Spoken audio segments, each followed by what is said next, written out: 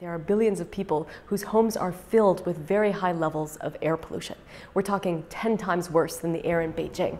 It's one of the world's biggest global health problems. In fact, it kills more people than AIDS and malaria combined every year. People are cooking with wood, with dung, with coal, and people are oftentimes using stoves that are quite inefficient as well. And I had gone up into the Himalayas to do a climate change research project. I started going out and speaking with some of the local people, trying to practice my Tibetan, which was terrible.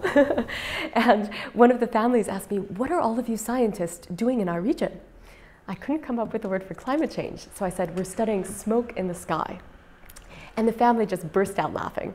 So that's the most ridiculous thing we have ever heard. The sky is completely blue. But look at all of this smoke inside our homes. I ended up leaving my research facility and starting to migrate with that nomadic family to see if we could build a solution together. We built 58 different prototypes of solar-powered stoves until we finally made one that people loved using. SolSource harnesses 7 kilowatt hours of energy per day, which is a lot. It's more than what people in Hawaii use in a day. With our solar stoves just by themselves, you do need direct sunlight to make the product work. With the solar storage systems, so with our batteries added in to the solar stoves, then you can cook whether it's sunshine or rain, whether it's daytime or night. You can even pick up the battery system, take it inside, and cook indoors with solar energy. We've developed new materials that help improve the efficiencies.